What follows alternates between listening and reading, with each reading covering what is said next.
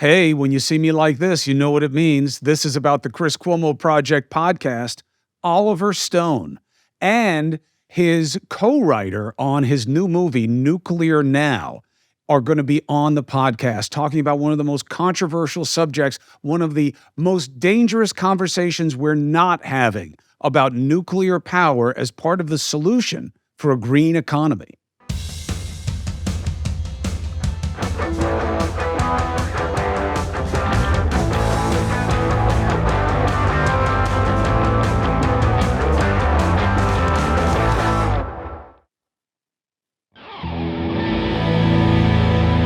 Gentlemen, thank you so much to discuss your very ambitious product.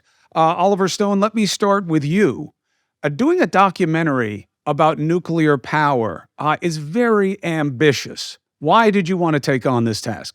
Well, it was, if I knew what I was in for, I might have reconsidered. It was very difficult, let's say 2.5 years. I took it on because I was scared. I was concerned for the future. I've seen many of the debates and documentaries about it. And frankly, it was confusing points of view. Josh Goldstein's book was reviewed along with his co-writer, Stefan Svist, a Swedish nuclear engineer. Their book, A Bright Future, came out in 2019 and was positively reviewed by the New York Times. Richard Rhodes, Richard Rhodes is knowledgeable about nuclear energy and bomb too. And I bought the book, bought the rights, and I found Josh very cooperative because he wanted to get it out there. Of course, it's a dry book. It's not a movie, so I had the problem of translating it into terms that could be grasped by, I would hope, a ninth grader or an eighth grader, able to be understood and answer my own questions. It was my own search. What is nuclear energy? When did it start? What happened to it? Where are we now? What happens in the future? These are the 5 different areas. And we tried to answer all these questions in an hour 44. Not easy. Well, but you're starting at zero to negative because people have a lot of stigma about nuclear energy and nobody discusses it when it comes to any of the solutions of moving away from fossil fuels, despite the fact that the United States, based on whose number you want to use, has somewhere between 15 and 20% of its power still coming from nuclear. We all watched what just happened in California, where they couldn't shut down a plant. But what I think is interesting about the film you guys made are the multiple points of reference. You just don't dive into America's past and present. You have France, Russia, and of course, your book, Professor, was contextualized around what Sweden was trying to do. So why do you believe, Professor, that the rest of the world has such a different attitude than one of the first and most influential adapters of nuclear power, being the United States? Well, it varies a lot from one country to another. France is pro-nuclear, Germany, not so much, although the people like it, but not the government. It's been a tragedy that the United States, which started it and which really should be leading the whole thing, turned against it during those years in the 1970s. The environmental movement, flipped. It used to be pro-nuclear because it's so pro-environmental. It's one reason I love it. So compact, so powerful, takes up very little land, uses very few resources, et cetera. But then flipped against it because of fear of radioactivity, helped along by some opposition by the coal and oil industries. At that time, we saw it as a threat. And because of that, the United States, went off track. One thing we find shocking when you look at the movie or the story behind it is that the U.S. was on track, and I think the rest of the world would have followed to decarbonize our economy. If we kept on the path we were on in the 1970s, we wouldn't be burning fossil fuels now. We would literally have switched over to a carbon-free nuclear economy worldwide, and we wouldn't have the problem that we have now about climate change. It's such a difficult problem, climate change now, but it was actually very tractable at that time, and we went away from it. Now, other countries drew their own conclusions, and a place like France went in for nuclear back several decades ago, because starting with the energy crisis in the 1970s, they realized that they were insecure when their energy was coming from somewhere else. It could be cut off and their economy was helpless. So with nuclear, they're in control of their own destiny. They built it out very fast in 15 years, and that's a proven example that we know others can follow.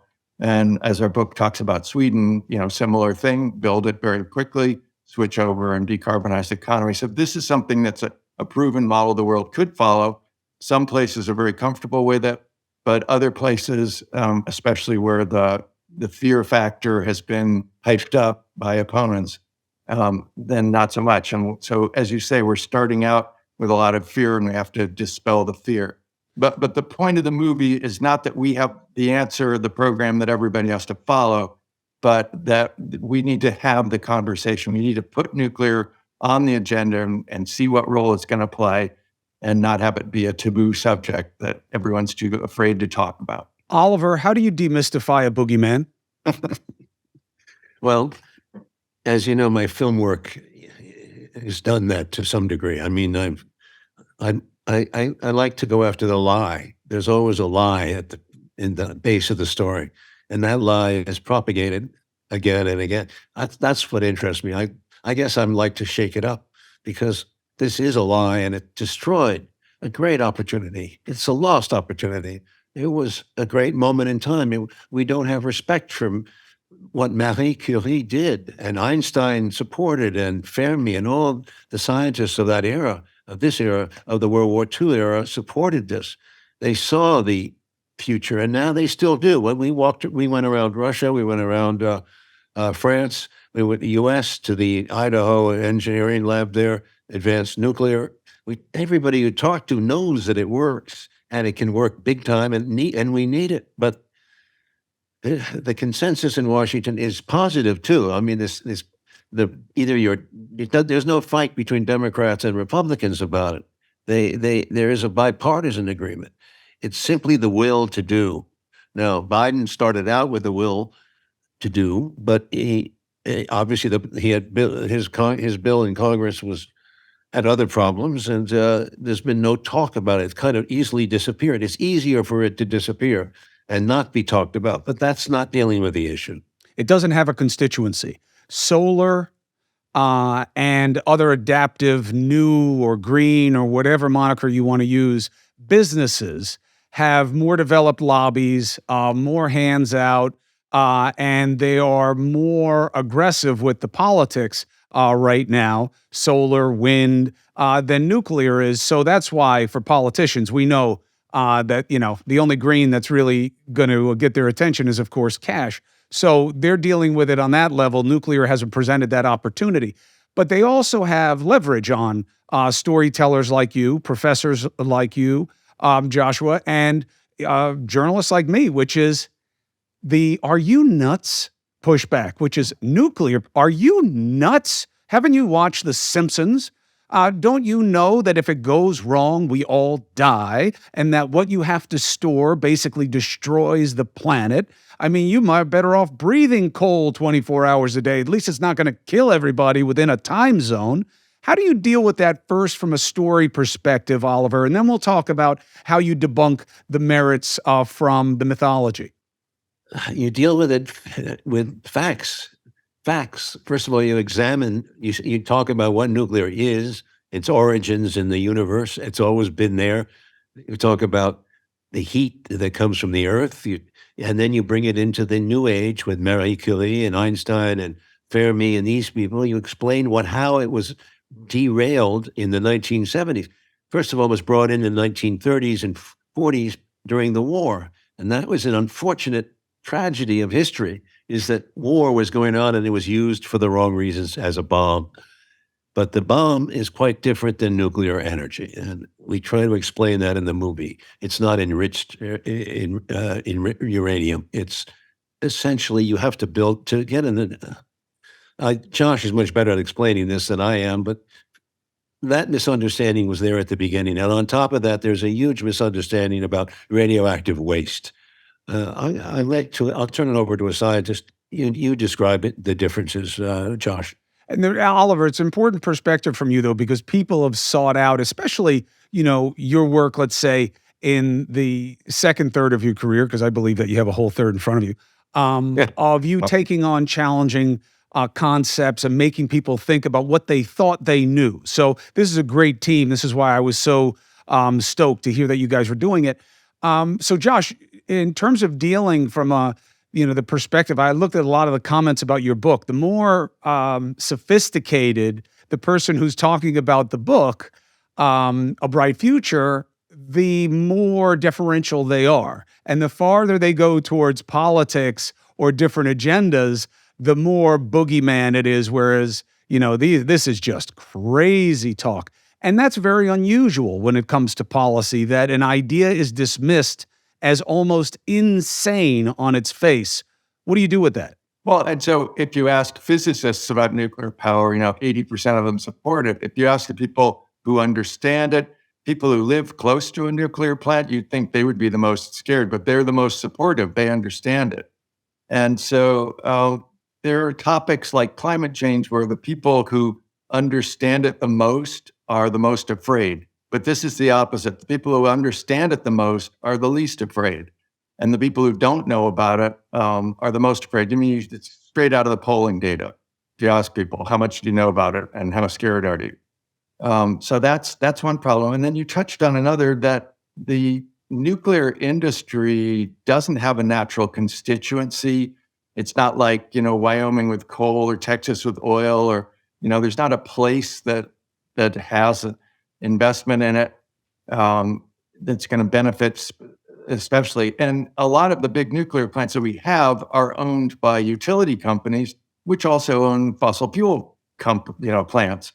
So they have a portfolio that's mostly gas, or maybe some coal, and some renewables, and also some nuclear. So they're not really committed to it per se. And if there's a lot of trouble and pushback, as we had here, the nuclear plant that used to supply my house until less than a decade ago, Vermont Yankee, it's up against all the subsidies for the competing renewables and all the political opposition. The Vermont legislature didn't want it, and so forth. And the company was also running gas plants. So eventually this isn't worth it, shut it down, and we'll benefit from our gas. So there's no constituency for it. And then in the countries with a parliamentary system, where the Green Party has the decisive, perhaps small, but decisive block of votes to make a government, to get the majority in a parliament. And this was true in Sweden, in Germany, in Belgium. And then their demand is, we'll join the government. You can have a government with us. You can't without us, but you have to shut down your nuclear plants. So there's an anti-nuclear constituency out there with political power, even though the majority of the population in those countries actually supports nuclear. Ad time. See the color of my shirt? Started off white, but Athletic Greens turned it this color. No. But I'll tell you what, it has helped me take control of my own health. I started taking Athletic Greens a long time ago, okay? But I really regularized it when I was making the commitment to the podcast and to make them a partner of ours, okay? Why? Because I'm not going to fake the funk with you, but I also wanted to see if I could cut out all the others, and I've done pretty well with it. Now, what was my metric? Well, my blood. Blood tells the story. And as my doctors have told me, hey, these levels are better, you know what the constant has been? Athletic Greens.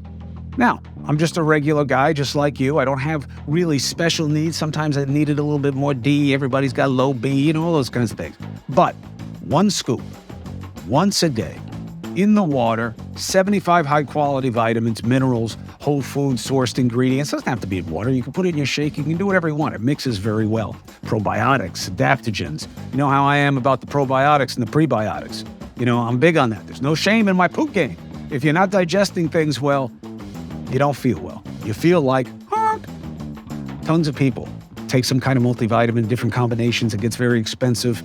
This combination is absolutely less expensive than doing it individually. I know, I've done it. And the mixing is done for you so that your body will actually absorb it. Helps you sleep, helps you recover, helps you grow, helps you perform. You're investing in an all-in-one nutritional insurance plan. And look, that's why I do it. Right now, it's time to reclaim your health. Arm your immune system. Convenient daily nutrition. We're all getting ready for bikini season, right? Wait till you see mine. It's just a scoop of water every day. That's it. No need for a million supplements, none of that. To make it easy, Athletic Greens is going to give you a free 1-year supply of immune-supporting vitamin D and 5 free travel packs so you can't take the big bag everywhere with your first purchase. athleticgreens.com/CCP. athleticgreens.com/CCP. Take ownership of your health. Pick up the ultimate daily nutritional insurance. I do. So you have a three-headed dog. You have the disaster, the storage, and the water that it takes. And these are the most common cudgels, right? So tick through them and leave water for last, because I get why they talk about how much water is necessary and what it does to that water. I get why they raise it. I don't think it's a substantiated concern, but it sounds good. So when people say to you, you can't store the stuff, and if something goes wrong, it's an absolute disaster. If anything goes wrong, and it uses a ton of water. It's never been a disaster, really. There was one accident, Chernobyl, you could call it a disaster because, like 100 people. Fukushima, nobody died from the nuclear plant at Fukushima. 18,000 people died from tsunami. Dozens of miles are uninhabitable. The animals drop dead. The whole landscape is destroyed. I haven't seen it, but I've heard. From Fukushima. That's what they say. And then you show them pictures of it. It was destroyed by a tsunami. It was the worst earthquake in Japanese history, and they have a lot of them. So the people cross-wire in their minds. Either in the case of 3 Mile Island, it was a film, the China Syndrome, that was in theaters about how dangerous nuclear was, and much worse than what happened in the actual accident. In Chernobyl, that was a real accident, but in Fukushima, it was cross-wired with the earthquake and tsunami. That's what was killing all the people. And so, it's hard for people to sort it out if the journalists don't do a careful job of telling you what's killing people.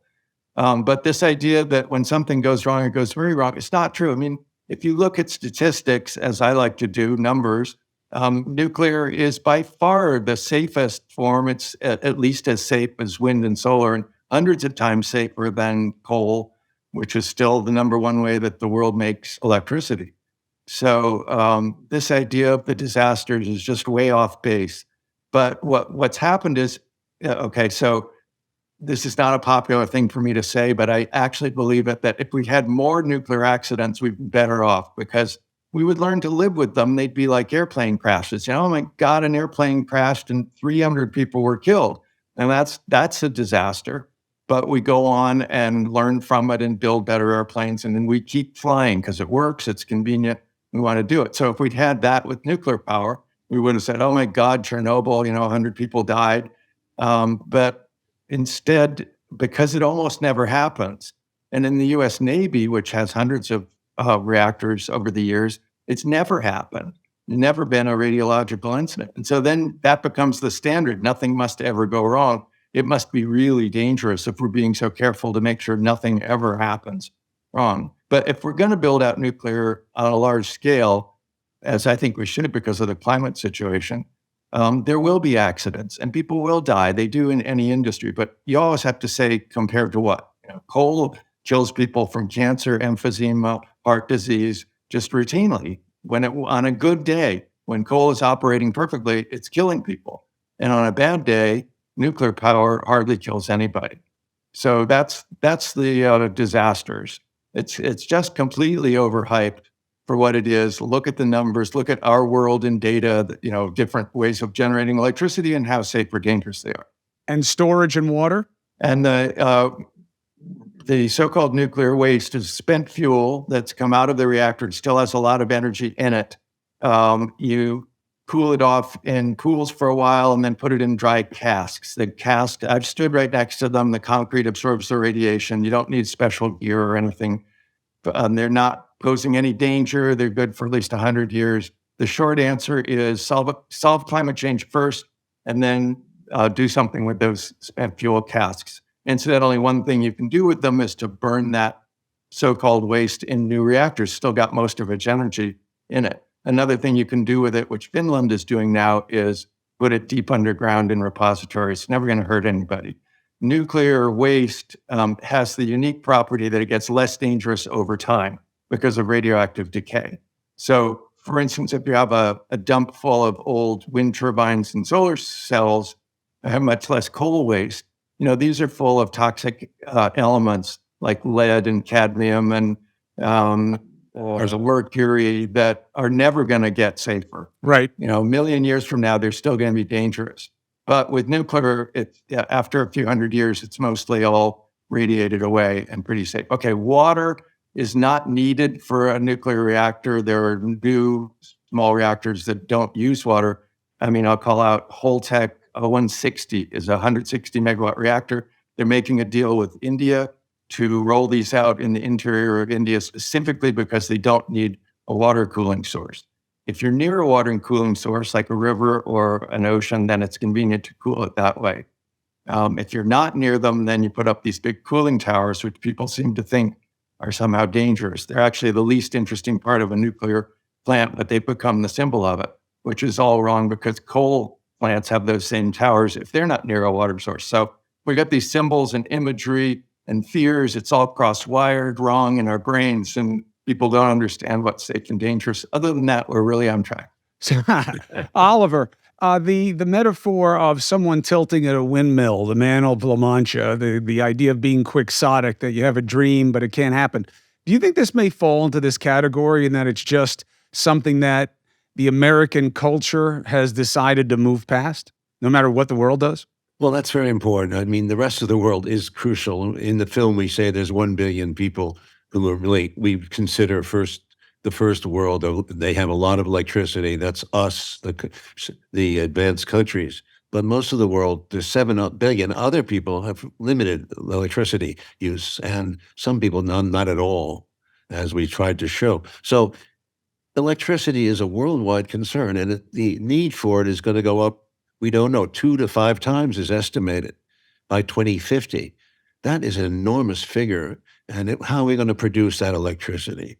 How that amount of volume? I think we have to be more concerned about India and China and Africa and Asia. Now, the American people don't think of them first. They think about America first. So the argument is always American-centric. But the argument is that I was hoping is that America, first of all, would clean up its act and get with the public program. You see, in Russia, they have Rosatom. 200,000 people work for it. It's a government enterprise. In every country in the world, France, China, it's government-oriented. It's socialist, so to speak, but it's important that it's the kind of work Rosatom does that American companies cannot do. They build for profit. And they don't standardize. All we need is a standardized approach to assembly of these nuclear reactors. If we could do what Japan did, stamp them off, or Korea, that's the solution. And it can be done. It may not be done at the price we like, because we've raised the price and now we're past that point. But China is still building at, what is it, a third of the cost, Josh? China and Korea are building at a third of the cost. It's very effective. And we can do it. And in 1 year, the Chinese put it up in what, a year approximately? Am I correct? I don't know. It's about 5 years and about a quarter of the cost. The same reactor that we're trying to finish in Georgia, trying to put 4 of them on the grid, and just like that, fraction of the cost, fraction of the time.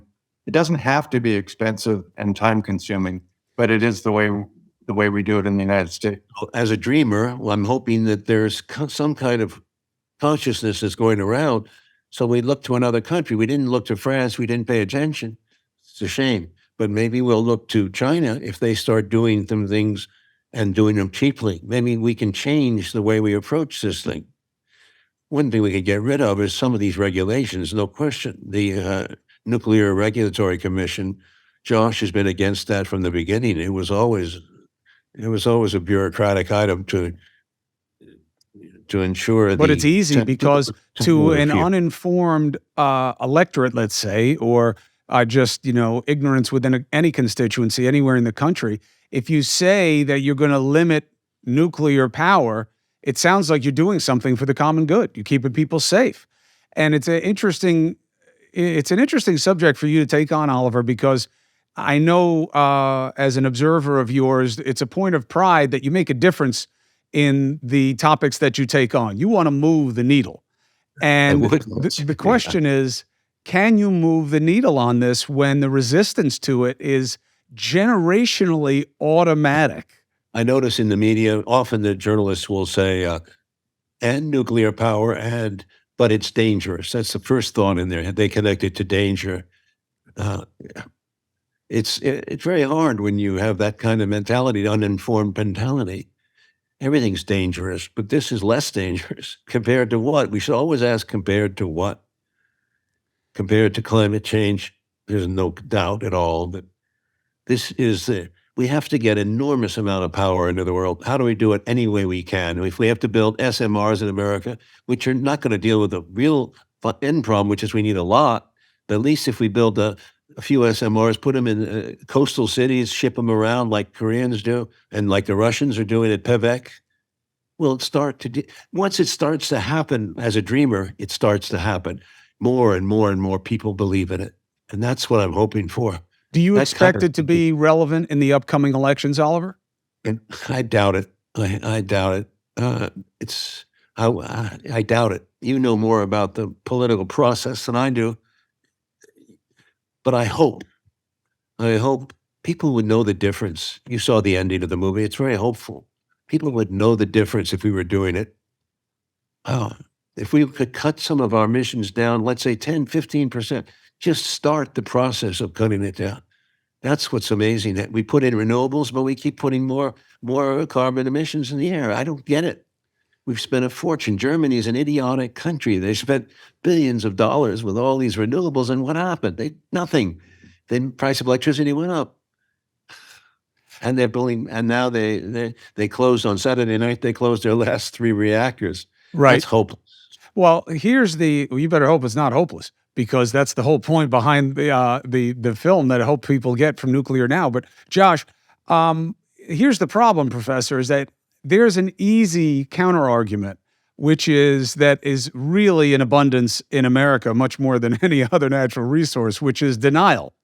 And it's not just denial about nuclear, it's that everything that you guys are predicating this conversation on is false. There is no real global warming. Temperature goes up, temperature goes down. And to the extent that's happening, it's a good thing. And it's like an eighth of an inch. And even former President Trump found a very hapless way to gain advantage off this in a recent interview, where he says people talk about global warming. What they should be worried about is nuclear warming. Now, he made up a phrase that doesn't exist, sitting across from a dog-faced man that just sat looking at him the way when you whistle at a Labrador, like this. Huh? And he said, the nuclear warming, that's the thing all over the world. That's what we should worry about. He was obviously conflating ideas, but you know what? It worked, Professor. I saw on social media, yeah, he's right. They're worried about this like an eighth of an inch of the ocean. And meanwhile, like the nuclear thing could kill everybody. That's the state of play. How do you deal with that, Professor? Well, so I'm motivated by climate change. That was why I got into this topic. But let's say that I agreed with a sizable number of people who don't believe climate change is happening. And, I'm a scientist. I'm not going to say I'm 100% sure of anything. You have to be open-minded about it. So there are people who say, no, I've looked at it and I think climate change is not happening, or it's all a hoax, or whatever. You would still want to build nuclear power. In fact, some of the big supporters of nuclear power are people who don't believe in climate change. And the reason is, it's really overdetermined. But let's say you're an old school environmentalist, you don't believe in climate change, but you like forests, you're a conservationist, then the way to use the least resources is to build nuclear power because it's so concentrated. It has a small footprint, it hardly uses any resources, sort of the opposite of the sprawl of wind and solar.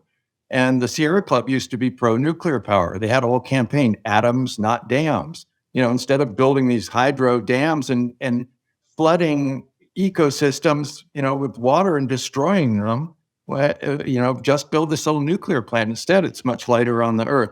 So, or let's say you're like France and you just want energy security. And you realize that if your energy is coming from somewhere else, you don't control your destiny. Build nuclear power, then you're producing your own energy. Or let's say you just want a strong economy because you're a politician, you want to get reelected, and you realize that nuclear power is the cheapest thing if you didn't screw it all up with the way we're doing it in America. But this whole issue, for me, climate change is the big issue. And it's not going to be determined in Germany or the United States. It's going to be determined in those fast-growing countries in especially Asia, Southeast Asia. The Indias and the Indonesia, Vietnam. Countries that are growing fast. The electricity demand is rapidly escalating. They're heavily dependent on coal because it's the cheapest, easiest thing. And so, to my mind, that's the ultimate reason to like nuclear power, is that if we do it right, it'll be the cheapest form of energy. It used to be the cheapest thing when South Korea built multiple reactors in a row and got good at it, instead of how we do it in the US. It was cheaper than everything, including hydropower, including fossil fuel. They have to import their fossil in Korea. And in France, it's cheap, cheaper than Germany, cheaper than most of the neighboring countries. So if you like cheap energy or energy security or environmental conservation, there's just multiple reasons. And the only thing in the way of it is if you're afraid of it, which we are, because we've been told with billions of dollars behind this propaganda campaign for decades to tell us that nuclear power is dangerous. And that's the lie. That's what Oliver, I think, is attracted to in this project. There's a big lie behind it. It's just not true. Do you know when trains were first built, people were terribly afraid of them. They thought that you went so fast in the train that your brain would be pushed to the back of your head and terrible health effects would ensue. And so any new technology is, I think, vulnerable to these kind of fears. But with the propaganda campaign behind it and Hollywood behind it, with all the movies about, radiation scare of various kinds, we're up against a lot of fear. But we hope that the movie will sort of open a space to start reconsidering it. We're not going to get everyone to flip their position overnight, but we want to put it on the agenda, on the conversation. Well, Professor, you are new to the mass media consuming of your ideas. Oliver Stone has made a unique market in taking on controversy, being provocative. How does this project, in its nascent stages of being consumed and commented on, compare to others for you, Oliver? I don't know. It's been so long. Every time I finish a movie, I seem to get pissed somebody off, right? So I'm gotten used to it. And it wears you down. I'm not young as you are, but this thing, I would accept that no one listens. It's happened before. So, I have to accept these things. But it's so damn shame. I'm ashamed that we are such a smart people. We built computers. We built so many great things. We're doing so much on so many fronts. How can we be blind to this truth? That's what's amazing to me. Still, it's amazing. So I guess I would die amazed. There are worse ways to die. One of the interesting things to me that I've become a little bit of a student of predicting where people are going to be on what I'm covering that kind of helps shape my coverage, to kind of address what I see as being some likely obstacles. And one of them that really made me laugh was when I was looking at people talking about Oliver Stone doing this story, the only word that would stick out for them other than nuclear was Russia. And I kept seeing these comments of, so Oliver Stone wants Russia to put nuclear plants in America? I mean, is that what he wants? Isn't that what Putin wants, to kill us with all these nuclear reactors now? And it was so interesting to me that America has a unique aspect to its culture development right now, which is people run with what feels right, even if it's dead wrong. And that is some space to enter, trying to tell people that they're wrong about something that nobody's ever corrected them about in a generation. I've been there, done that. I know what it feels like. So it's hard, but what else should I do? If I know better, I gotta put it out there. I feel like we know better about this. We should grow up. And in fact, as you know, I'm very much being partners with Russia, partners with China. This thing could happen, but then we turned our back on it. We went back to the Cold War thinking, which I find dinosaur age, and that's where we are. So we're there. But the world is going to go on, and the world will get worse this way, and people will do something. They will react eventually. So it's inevitable. Necessity forces change. Unfortunately, in America, it's going to take some huge necessity to make any changes. I don't know why, but that seems to be the case. What has been the most optimistic part of this since you started showing it to people? People get it. People get it. A lot of young people, a lot of old people too. It's people get it. I mean, it's clear that if you want to go looking for why it won't work, you'll find your reasons very easily because they're all out there. But the truth is, as Josh said, it does work. It does work. That's what's sick. Hyman Rickover would be turning over at his grave. You realize those were men who went out and did. They built. They were engineers. They were capable. That's what we need in this country. We have to read us. Well, we have the spirit. We have the spirit. Look at Elon Musk, the electric cars, this, that. We can do it. And these scientists are great. These young people are great.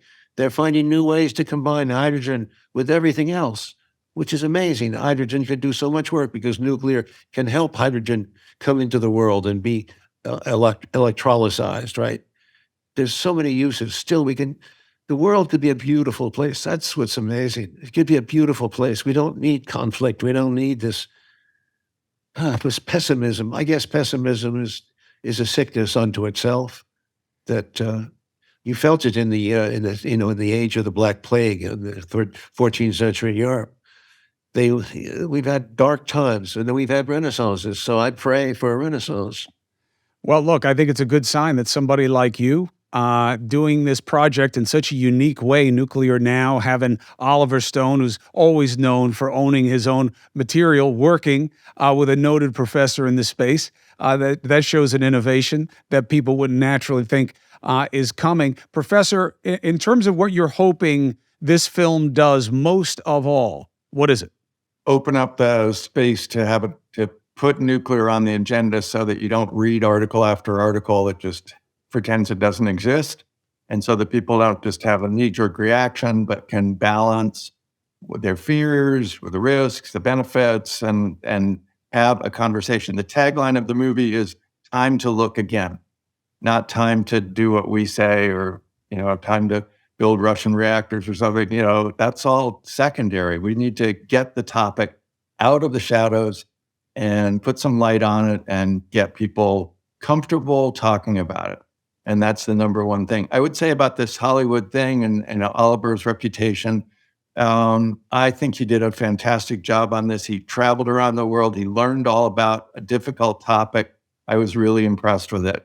And maybe we had our ups and downs working on it, but overall, it's been a wonderful journey for me, and I've gotten to know him better. I think people who have some knee-jerk reactions about Oliver, this or that, don't really know him, haven't really put it all in perspective. But he's the one that was willing to go to put his neck on the line, go out there and make this difficult movie about a topic that was sure to incite a lot of trouble and controversy.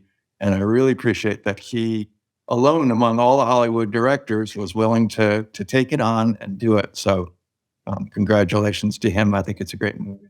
Well, we're discussing energy. And when it comes to Oliver Stone, he has the most precious form of energy in our culture, which is you'll get tons of opinions about him. And that's great because the energy is people pay attention to what Oliver Stone does. And hopefully, or Nuclear Now, hopefully is no different.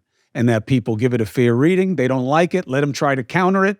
And let's start a debate and a conversation because that's the only way change happens. Nothing changes if nothing changes. So hopefully it starts with this film and some conversation that people like I can put to politicians. Ask them if they've seen it. Ask them what their position is. Ask them what it isn't. And we'll go from there. Oliver Stone, thank you so much for the opportunity. Thank you, from a Bruce. fan of this project and of your work, period. Thank you for the stories that you've told. And Professor Goldstein, good luck with everything, and thank you for writing the book. And thanks for talking with us. Thank you, Chris. Appreciate it.